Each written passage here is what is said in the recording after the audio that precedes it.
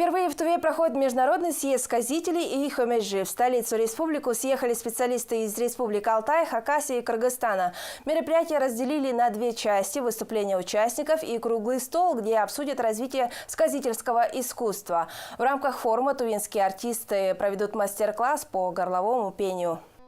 До появления письменности сказители были главными хранителями народного эпоса. Постепенно устное творчество утратило актуальность. Чтобы возродить сказительское искусство Тувы, Центр тувинской культуры организовал первый региональный съезд сказителей и хомяжи с международным участием. В жюри конкурса именитые исследователи и исполнители эпоса. Курултай сказителей – это, я думаю, закономерность, потому что тувинский народ имеет полное право организовывать и проводить подобные мероприятия, потому что это есть у тувинского народа. Тувинское сказительство отличается от сказительства других азиатских народов, но в них много и общего. Сказки разделяются на героические, волшебные, бытовые и про животных. Сказитель должен обладать не только талантом рассказчика, но и иметь актерское мастерство.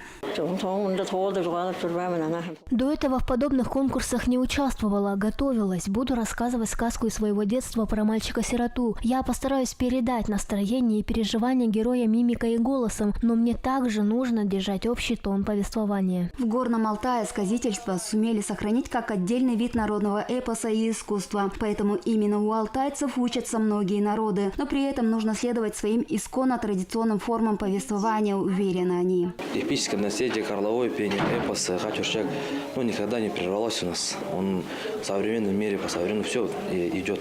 Как бы говорится, мы на корни смотрим, традицию сохраняем, но его тоже усовершенствуем.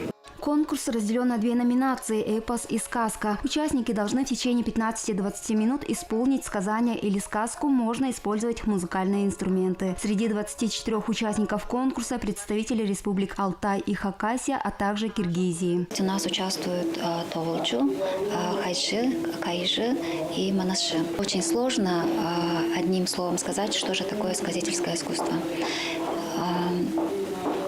И этот вопрос мы будем рассматривать на завтрашнем мероприятии. У нас состоится научно-практическая конференция. После конкурсных просмотров состоятся мастер-классы по горловому пению от народных хомяжей республики. Завтра съезд продолжит научная конференция. Все выступления участников транслируются в прямом эфире на YouTube-канале Центра тувинской культуры. Уранкы Самбаржа, Александр Оржак, Эрестанов, Вести 2.